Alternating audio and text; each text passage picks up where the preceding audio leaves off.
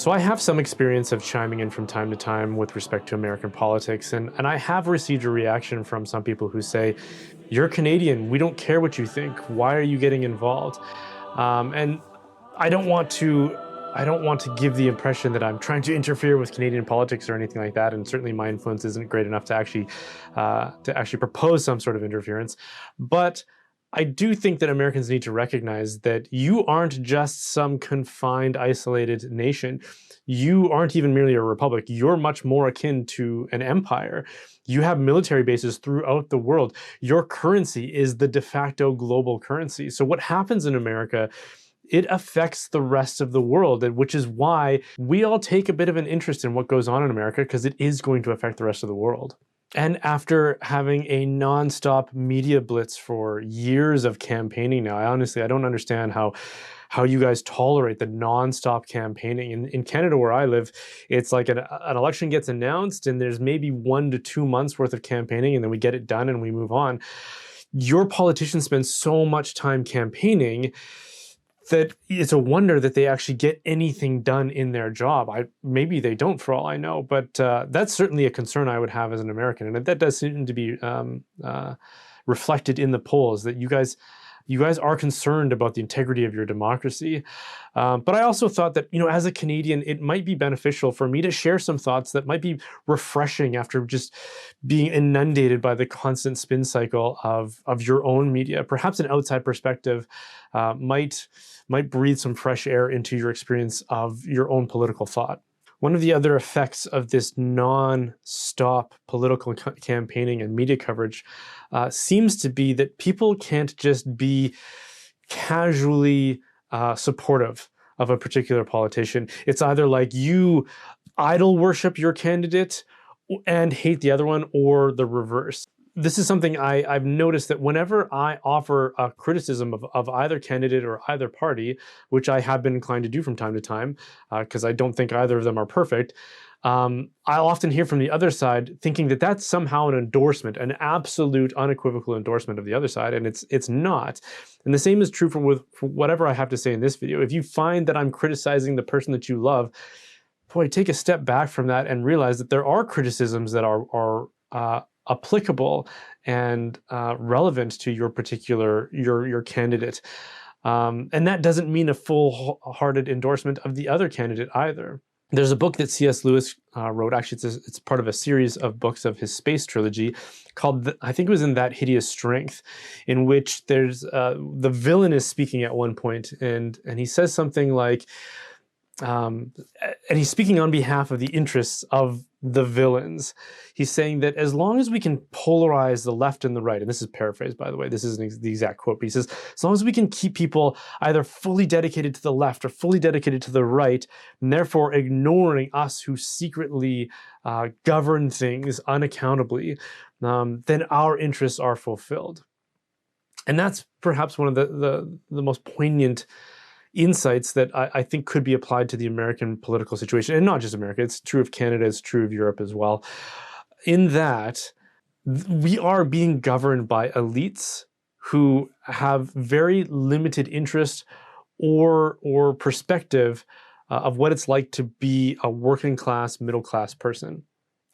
They just don't understand our interests, our difficulties, our adversities, or what it is that we are looking for. They have their own interests, and they're very remote from ours. And they benefit from us treating our neighbors as adversaries, when in fact we should be treating the elites or those who presume to govern us without our interests in mind as our adversaries, along with the media who seems to support their interests. Voters, working class voters, whether they voted for Donald Trump or Harris, whether they vote red or blue, should see their neighbors as their allies rather than their adversaries. But what seems to have happened over the course of my life and in the time that I've been able to pay attention to politics is just this growing wedge between the electorate, between our neighbors as individuals. We're the class of people who should be advocating for one another because our interests are the same. We may disagree about how to achieve our best interests, but we do have the same interests, whereas billionaires and career politicians do not except by accident, have our interests in mind. They can't even begin to understand what our interests are. This is why, among all the different kinds of contributors to political thought, I fully agree with Aristotle. Aristotle, he had this whole theory of ethics about the mean being where true virtue is found. So, for example, think of the virtue of courage. Courage doesn't mean being completely unafraid and without second thought rushing into battle and facing your adversity, facing your fears. That's foolhardiness. That's recklessness. That's not courage. Simultaneously, there's an excess on the other end of that, which is complete reluctance to do anything that you might be afraid to do, and that morality and the duty require you to do. He says in between those, there's a golden mean, and that's where true courage lies, and that's true of all the virtues. And he takes this principle and he applies it to politics. He says that there are different groups and demographics with different interests that can be excessive, right? You can have people who are excessively poor or excessively uneducated, whose perspective and interests don't align with the majority. And then on the other end of that spectrum, you can have people who are extremely wealthy and extremely remote from the normal kinds of adversities and difficulties and solutions that are required for the vast majority of people. Aristotle says that the large majority of working people is where that golden mean of the polity lies. And that's who should be governing. That's who should be ruling. That's whose interests should be advocated for. He says that they should be people with a vested interest. They should be patriots. They should be people who love their nation. If someone has expressed hatred or the desire to overthrow the nation that they belong to, they're not a patriot and they don't love their nation. They don't love their fellow citizens, and therefore should be disqualified from political participation.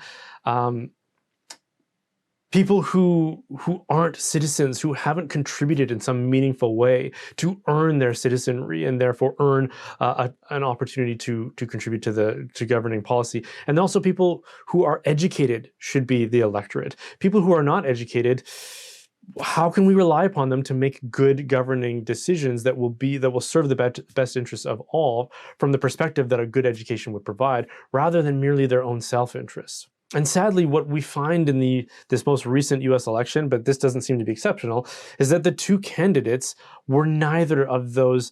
They don't represent that golden mean that Aristotle advocates for. You've got a billionaire in Donald Trump on the one hand, who grew up rich. He's never known what it's like to have to earn his wage and earn his living and to worry about bills piling up or anything like that. That doesn't make him a bad person. It just means that he doesn't know what it's like to be a middle-class working person, which is the vast majority of the citizenry. And then on the other hand, you've got basically a career political either activist or politician. I know she hasn't always been a politician, but she's part of that establishment and serves the interests of that establishment as far as I can tell. And the same was true of Joe Biden. Very rarely from what I've seen in my lifetime is there ever a candidate. Maybe J.D. Vance would kind of qualify in this category, but there's very rarely a candidate who comes from that middle class, who loves the middle class and is going to be an advocate for the middle class.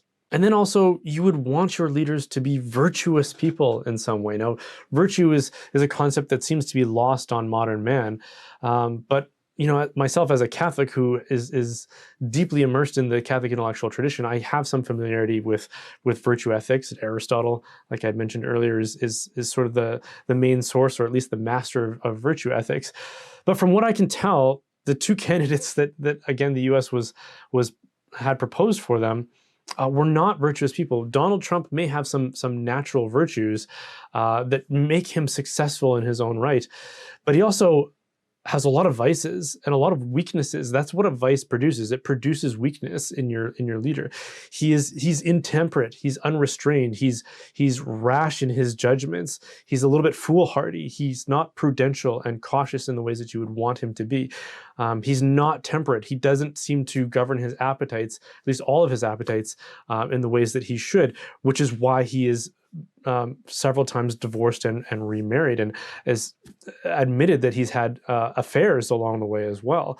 Those are the kinds of weaknesses that can be used against your leader and then leveraged against them so that they now have to serve the interests of whoever is blackmailing them rather than the citizenry that they're supposed to be representing.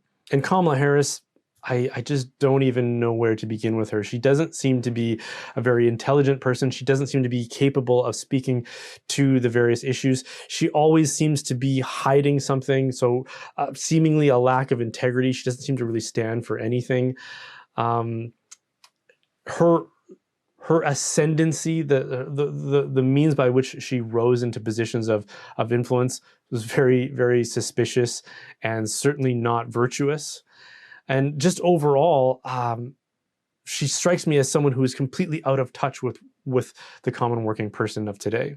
So what would a person of goodwill, a person of intelligence, a patriotic person, and a person of virtue, what are they supposed to do in a scenario like that? I would not describe myself as a person of virtue, though I admire virtue and though I am aiming for virtue in my life. So don't use me as the best template for this. But if I were an American citizen in this election, I would have sympathized with a vote for Donald Trump if I wouldn't have actually voted for him myself. And the reason I think so many people are drawn to Donald Trump, or they're drawn to him, is because there have been generations now of a political ruling elite who seems to be indifferent to the needs of and the concerns of the majority of the working class. And I think we've in general seen a serious decline in a lot of our institutions. It blows my mind how progressives can talk about the progress that has been made, and Donald Trump's going to take us back to the 60s or the 70s or the 80s. And I think, I remember the 80s a little bit. I certainly remember the 90s. And as far as I can tell, a lot of things were a lot better back then. Life was a lot more affordable. Wages were reasonable at a reasonable level in comparison to the cost of living. People tended to get along better with their neighbors. There was some common culture, some common creed among your neighbors, whereas today, people don't know how to relate to each other. There's an epidemic of loneliness and isolation. And all of the solutions that keep coming forward are not ethical in nature, though our problems are ethical. They seem to be more technocratic than anything else. And technology is just a tool. Technology in the hands of immoral people is going to serve immorality rather than morality. You give a vicious person a hammer, they're more likely to hit their neighbor over the head rather than to build homes for the poor. And so for generations now, we seem to be suffering more and more at the hands of corrupt political elite. And I think what a lot of voting people and a lot of working class people see in Donald Trump is something like a hand grenade to throw into that swamp or into that machine and to blow it all up because it's irredeemably corrupt, and hopefully rebuild something that will better serve the needs of everyday people rather than the mere ruling oligarchy. And so that's what I like about Donald Trump, is that though he is part of let's say an elite class of people, he's also very anti-establishment. And I think people are fed up with the establishment. People don't want to send another donation or another vote towards the establishment, because all that has done has led to our own suffering. It's led to the confiscation of our own wealth, what little we have. It's led to the corruption of our education system. And it's led to a future in which, I'm thinking about the future for my children and realizing they're not going to be able to afford a home. Like I barely scraped into being able to buy property with the economic prospects and the cost of living that was available to me. My children are not going to be able to, and the wealth that I've saved up has been confiscated through inflation, so that I won't now be able to transmit much of the wealth that I was hoping to transmit to them to help them enter into the class of people who are able to own property. So when a system gets so bloated and so corrupt and so entrenched, sometimes the only solution is to throw in a candidate who is so rabidly anti-establishment and so disruptive to that establishment that it might shake the pillars loose a little bit, so that we can promote our interests somehow within the system moving forward. And there does seem to be a shift taking place in American politics too. It's interesting to see how there are former establishment Republicans advocating and campaigning for Kamala Harris. And there are former establishment Democrats doing the same for Donald Trump. And it doesn't seem to be merely for ideological reasons. I don't see either of these candidates as being avatars of a political theory in any stretch. It's so ridiculous how so many in the media and certainly in the Democratic Party wanted to cast Donald Trump as some sort of like Hitler demagogue. But the thing about Hitler is that Hitler was an ideologue. Hitler wrote a manifesto in the lead up to his political activity. Trump is not a political ideologue or a political theorist. He's the least likely person to do something like write a manifesto. Trump recalls with nostalgia a time in American history in his lifetime, like the 70s and the 80s, in which things seemed to be better. A time when he enjoyed his life more and was and is now nostalgic for. And a lot of people, I think, are similarly nostalgic for a period of time like that and are advocating for it similarly. But he's by no means a political ideologue. And so this shift that's happening in American politics doesn't seem to be ideological in nature. It seems to be almost pragmatic, that the old form of politics just doesn't work anymore. And this old in-group club of career politicians isn't going to work and isn't going to be the kind of thing that you can use the media to use the voting electorate to achieve your ends for anymore. So hopefully some good will come out of this. It's obviously going to be messy along the way, but again, when you have this class of people who are ruling and so entrenched and so unwilling to concede any ground to true democracy or to the interests of the majority, well, then it does seem to me that there's a fight that needs to take place. Hopefully it's not a violent fight. Hopefully it's a fight that will just take place within the political arena. And Trump, I think, is seen by many as a candidate who will be that disruptor and fight that fight for them, rather than it descending into something like civil war. I think a lot of that depends on how the Democrats react to his reelection. Are they going to turn to violence in the streets like they did the last time? Are they going to use every opportunity, every case study of some sort of urban hero that they're going to ordain as representative of systemic racism like they did with George Floyd or whatever the case may be, to then instigate all kinds of political violence? Let's hope not. Let's hope it doesn't come to that, and that true political activity and diplomacy will rule the day. But that remains to be seen. So for what it's worth, that's my Canadian opinion. And I hope there's some consolation in the fact that people like myself from all over the world, I would imagine, are praying for you, the United States, because at the end of the day, you are the imperial power of the world. Can I ask you to stick around for one extra minute? Because if you enjoyed that, well, first of all, thanks for watching. But now I could really benefit from your help, which you can do in a couple of ways. You can check out my sponsor, Real Estate for Life, who is a network of pro-family real estate agents that can connect you with one in your area. So if you're looking to buy a home, check them out at realestateforlife.org. And if you can help out directly financially, I tend to trust that most of my regular viewers can afford to drop a $5 tip in my jar once a year. And if they did, I wouldn't have to worry about the financial viability of this effort. So if you do want to support, you can go to brianholdsworth.ca/support, or join me in my locals community to get exclusive content and chances to interact with me and members of the like-minded community at brianholdsworth.locals.com.